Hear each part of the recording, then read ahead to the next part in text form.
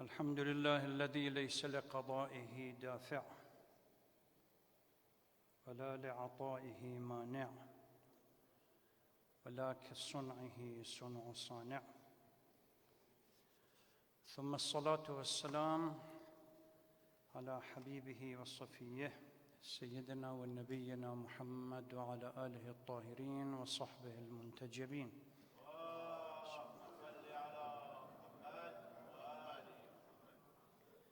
Praise be to Allah subhanahu wa ta'ala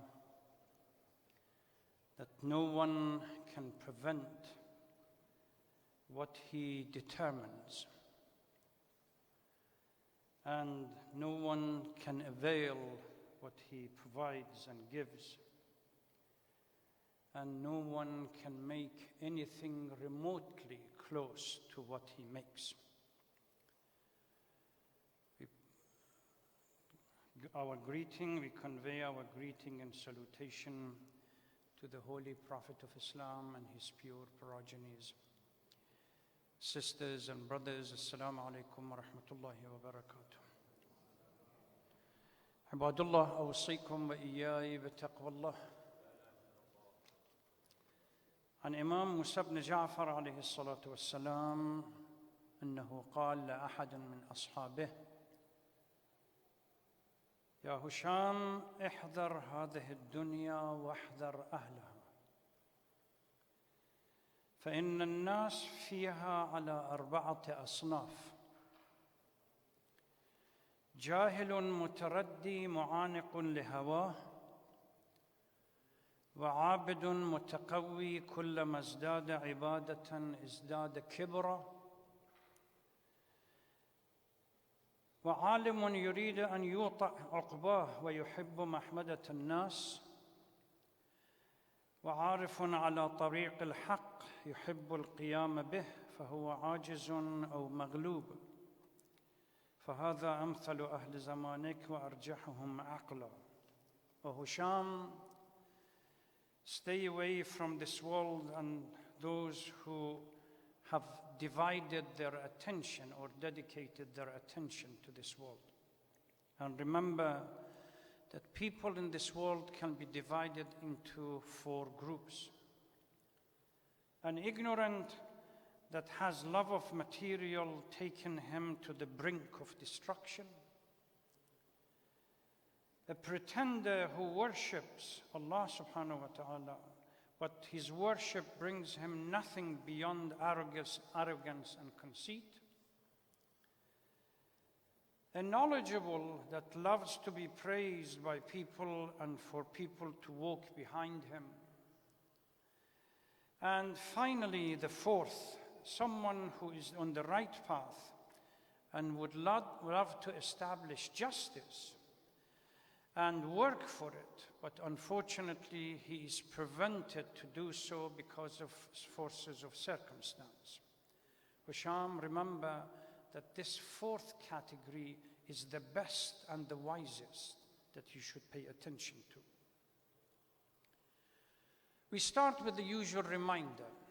Please, all sisters and brothers, turn off your cell phone and refrain from conversation during the khutbah.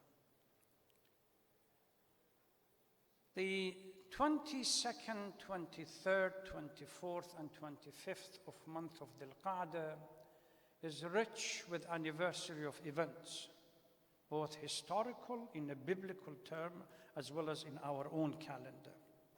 In our own calendar, 23rd of Dhul Qa'dah was the anniversary of the Ghazwat Bani Qurayza, that the Holy Prophet went to war with the one particular tribe, the Jewish tribes in Medina, because they somehow went against the agreement that they had with the Holy Prophet. We also have on the 25th what the ahadith talks about, Dahw al-Ard. At the beginning of the creation, a piece of land appeared in the middle of the sea and then expanded. Now there is a debate as exactly where was this piece of land. Some people say on Kaaba and other places say different places. The anniversary of the birth of Prophet Ibrahim on the 25th, and according to our tradition, the anniversary of the birth of Prophet Isa is on the 25th of Dhul Qa'dah. And also it's the day in which the Holy Prophet left Medina to go to Mecca for final pilgrimage, the farewell pilgrimage, Hajjatul Wada.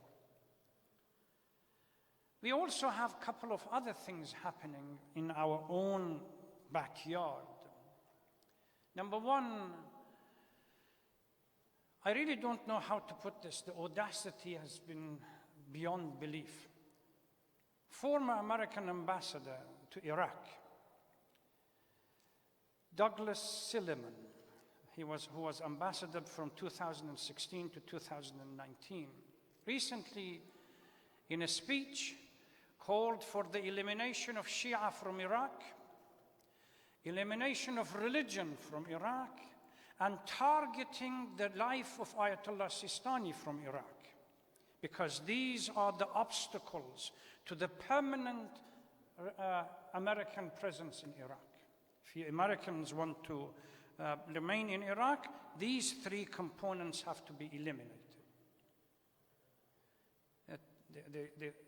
I think Douglas Silliman, the name is, the comment is silly, so it fits with his last name, Silliman. It's just unbelievable. After what you have done in Iraq, all the killing and everything else, then you call for the elimination, assassination of Ayatollah Sistani, elimination of Shia from Iraq and religion from Iraq, so that you will create an opportunity for permanent American presence in Iraq. It's just beyond belief. We also heard that Donald Rumsfeld, the architect of the 1983 and 84 in Iraq, that United States during Reagan administration provided huge amount of information for the Iraqis to use chemical weapon against Iranians, and finally in the 2002-2003, the architect of Afghanistan invasion and Iraq invasion finally did. What I regret is that he didn't stay long enough so that he would be brought to book in some kind of international court. Let's go back to the hadith. One of the major tasks and responsibilities that our imams have or had was, first of all, during the crisis time, where claim and counterclaims were there as to who was the Shia and the follower of Ahlul Bayt. So they had to define some kind of broad characteristics that our Shias are, these are their characteristics, and these are we consider to be the Shias. This was something that I talked about 2 weeks ago in the last Khutbatul Jum'ah that I was here.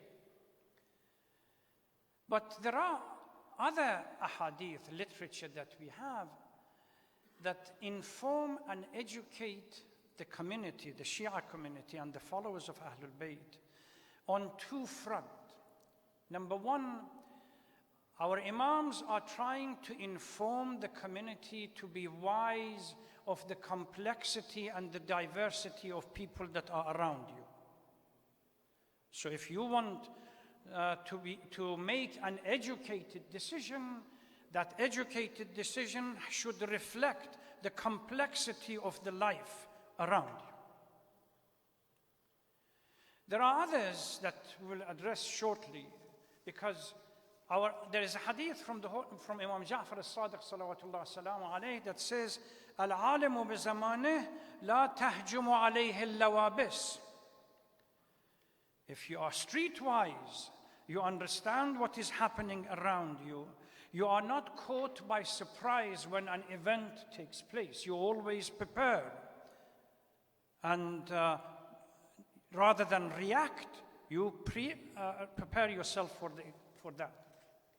So here, in this category, which has a fundamental social psychology behind it, let me explain a little bit. We humans are social creatures. And as such, we are highly influenced by people around us each day. There is nothing we can do about it. Who one spends one's time, most of the time with, will impact the way one behaves and way one understands the reality around them. This is in the social psychology, those who are dealing with it, it's called proximity effect. Those that you come close and associate with them, they influence your life. And it's not just in the context of fitting in. I don't know how many of you have seen these kids, 10, 11, 12, because of their association with some other people within their own class, they begin to behave to fit in. They begin to behave and dress in a particular manner. The cap goes to the side. The pant drops down to the middle of the, literally to the knees. And the fingers clearly, and they shake as they walk. They're trying to adjust because they have few individuals that behave that way and they want to fit in. That's not what I mean. The hadith that we have in this context, it says specifically that those who you associate with and spend most of your time with, they affect the way you see things, the reality of see things around you. The proximity effect. So you are influenced by the environment and those individuals that are around you. And there are a number of expressions within the lingo, our own linguistic. They say you are the average of 5 people you spend the most of time with. The average. Another expression, show me your friend, and I tell you who you are. This effect is not on the code of dress that one wears and behaves, but affects fundamentally the moral and ethical conduct as well. Associate with the liar, and you gradually, over time, you become a liar. Associate with the deceitful, you gradually, over time, you become deceitful. Associate with a corrupt individual, over time, you become one. That's what they are trying to talk. So, on the one hand, we have a number of literature that clearly our imams talk about, try to educate and enlighten the community, that be wise of the number of the people around and different categories and complexities around you. This is the hadith of Imam Musa ibn Ja'far to Hisham. When he is telling them that there are 4 different types of people. Be wise. These are the different characters around you. The first hadith, the first khutbah that we can explain about this, khutbah Amir al-Mu'mineen salawatullah salam alayhi, which is, it is in Nahj al-Balagha, the conversation that he has with Kumail. Ya Kumail, الناس ثلاثة فعالم رباني ومتعلم على سبيل النجاة وهمج رعاء يميلون مع كل ريح. O Kumail, there are 3 different categories, major categories. Number 1 is the divinely orientated scholar. Number 2, the seeker of knowledge on the right path. And number 3 is the common rot that has no principle in life and sways as the wind blows left, right, and center. Imam Musa, the advice of Imam Musa ibn Ja'far to Hisham is based on that. Again, informing them that there are 4 different types of people based on their love of dunya, detachment, various characteristics. There is another hadith from Amir al-Mu'mineen salawatullah salam alayhi that talks about different people based on their knowledge and whether they know what they know. And Amir al-Mu'mineen salawatullah salam alayhi, الرجال 4 رجل يدري ويدري أنه يدري فذلك عالم فاسألوه. He knows well, and he knows that he knows. These are the most learned one. فَاسْأَلُوا أَهْلَ الذِّكْرِ إِن كُنتُمْ لَا تَعْلَمُونَ. So it's Ahlul Bayt. وَرَجُلٌ لَا يَدْرِي وَيَدْرِي إِنَّهُ لَا يَدْرِي. I don't know, and I know that I don't know. I don't pretend. فَذَلِكَ مُسْتَرْشِدٌ فَارْشِدُوهُ. As long as he knows that he doesn't know anything, then he doesn't make any boast about anything, so guide them. وَرَجُلٌ لَا يَدْرِي وَلَا يَدْرِي أَنَّهُ لَا يَدْرِي. What in our lingo say, الْجَهْلُ الْمُرَكَّبُ. He doesn't know, and he doesn't know that he doesn't know. You ask him a question, instead of saying that, look, I don't know, we become the expert in all the field. Ask him about medicine, he gives you an answer. Ask him about geography, he gives you an answer. Gives you politics, he gives you an answer. What about this medicine? He has an answer ready. What about anything else? لا يدري ولا يدري أنه لا يدري. فذلك جاهل فارفضوه. Just forget about it. Nothing good comes out of that person. ورجل يدري ولا يدري أنه يدري فذلك نائم أو غافل فانتبهوا.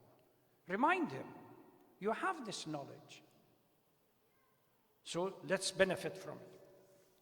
Now, the most critical point that I wanted to talk about today, particularly for our youth, brothers and sisters, that you live in a diverse community, and whether you like it or you don't, you are going to be influenced by people, friends, peers, and associates that you choose. It's vital to reflect on the type of friend that you choose, because ultimately it's going to reflect on your character, ruin it or guide it to the right path. Again, we go to Amir al-Mu'mineen in Nahj al-Balagha, وصية Imam al-Hasan, يا بني إياك ومصادقة الأحمق. Stay away from being friend, avoid making friend with the fool. Why? فإنه يريد أن ينفعك فيضرك. Because he's simple-minded, instead he wants to help you, but hurts you. وإياك ومصادقة البخيل, the miser, the tight-fisted. فإنه يقعد عنك أحوج ما تكون إليه. When you're desperate for help, he's nowhere to be seen. وإياك ومصادقة الفاجر فإنه يبيعك بالتافه. And stay away, avoid befriending those who are habitually sinful. Why? Because they would sell you for nothing.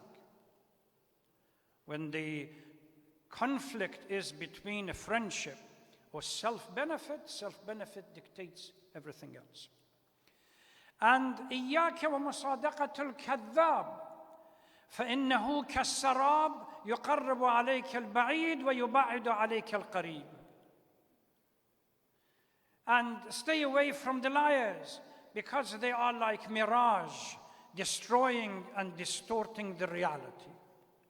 They promise you the earth, and when they are there to a position of power, they don't get anything from them. They change the reality, distort the reality. So the notion of proximity effect is critical. It is our responsibility as parents to make sure, guide our children, tell them, inform them, to be conscious of the friends that they choose, because ultimately it's going to affect their life. We have seen in recent surveys and reports that are out, kids become drug users because of their friends. Alcoholic because of their friends. When you have a friend that throws in a party and organizes a pot smoking in the backyard and invites the friends in, and you innocently go with the flow, before long you become addicted. There was a poll organized. Most of the youngsters who were addicted, they asked them, how did you drift into this path? Number one on the list was friend, and those whom they associated with, whether at school or somewhere else.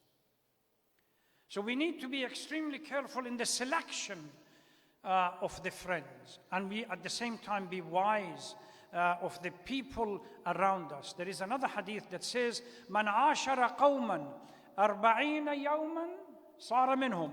It's a metaphorical use of language. You stay with a group of people for a number of days, associate with them, you become like them. Now, if that is true for the mature individual within our community, for the youngsters that still the power of decision is not clearly, and decision making is clearly established, they are more susceptible to this kind of wrong decision that ultimately they pay a price. There is another kind of proverb or an expression that says, if you want to be an eagle, don't fly with the turkeys, or don't be around the turkeys. So that's not only on the kind of lifestyle, on the ethical and moral principles applies as well.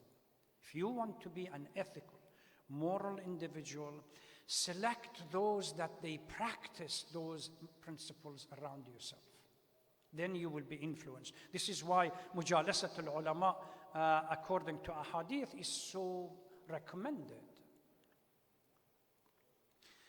I pray to Allah subhanahu wa ta'ala for guidance and help from Him in making the right choices and the right decision in our life, inshallah.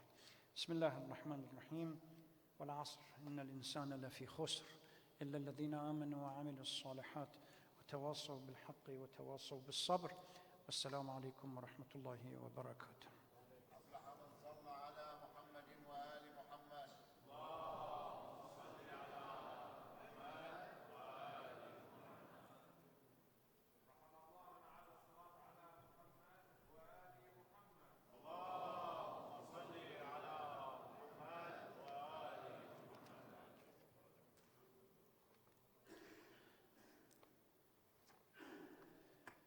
بسم الله الرحمن الرحيم.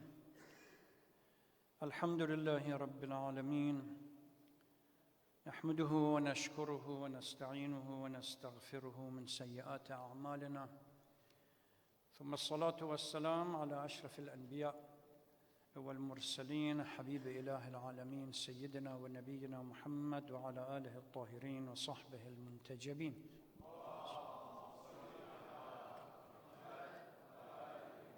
أخواتي وإخواني الأعزاء، السلام عليكم ورحمة الله وبركاته. عباد الله، أوصيكم وإياي بتقوى الله. يقول الله تعالى في كتابه المجيد: أعوذ بالله من الشيطان اللعين الرجيم، بسم الله الرحمن الرحيم. يا أيها الذين آمنوا اجتنبوا كثيرا من الظن إن بعض الظن إثم ولا تجسسوا ولا يغتب بعضكم بعضا أيحب أحدكم أن يأكل لحم أخيه ميتا فكرهتموه. صدق الله العلي العظيم. لا شك أن سوء الظن من الصفات الرذيلة ومن الأمراض الأخلاقية المدمرة، ومن غمر قلبه سوء الظن فإنه لا يرى الناس على حقيقتهم ولا يمكنه إدراك الواقع. ولذلك هناك بعض التوجيهات والأحكام الإسلامية التي تخطط من أجل حماية المجتمع الإسلامي من بعض التصرفات والسلوكيات التي قد تدمر المجتمع بحيث لا يشعر الإنسان فيه بالأمن والاستقرار. السؤال المهم: ما المراد من الظن في القرآن؟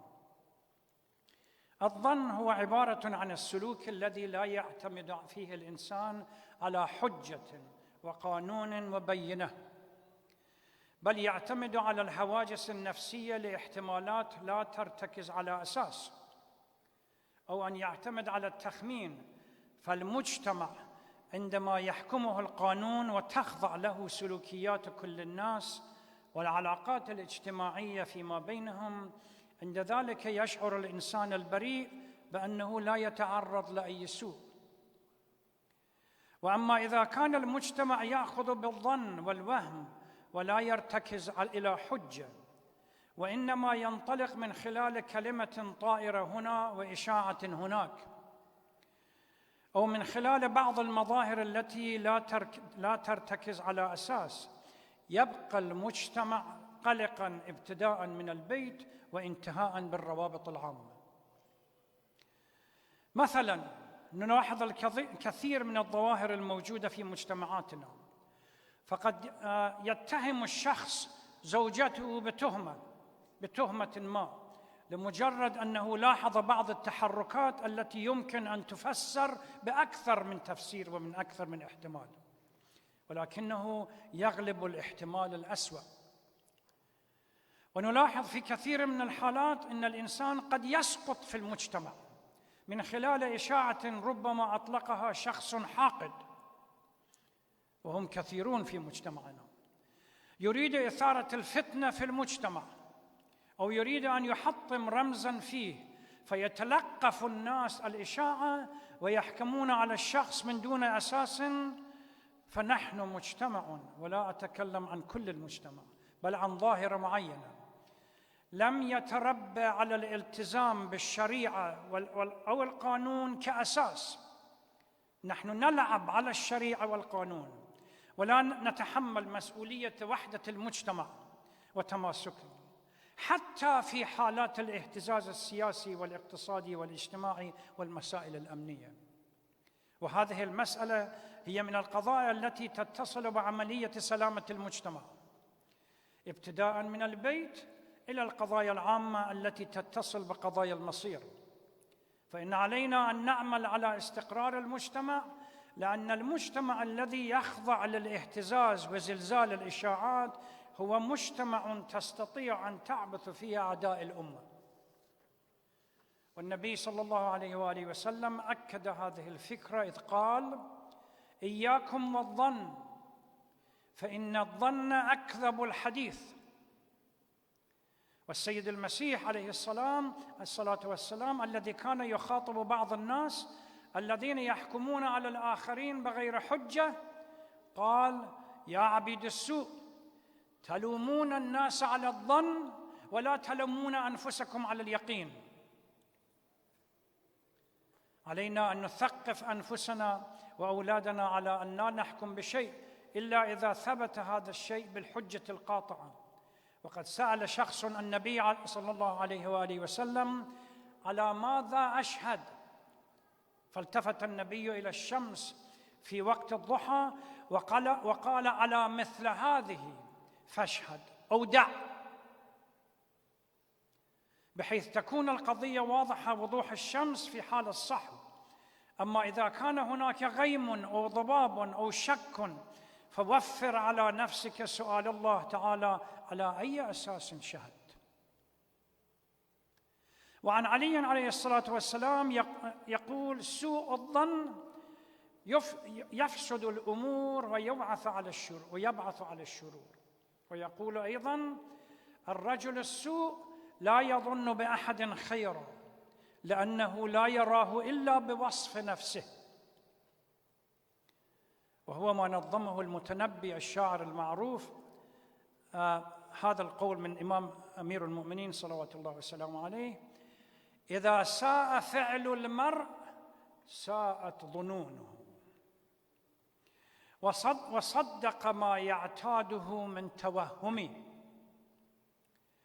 وعاد محبيه بقول عداته، وأصبح في ليل من الشك مظلم.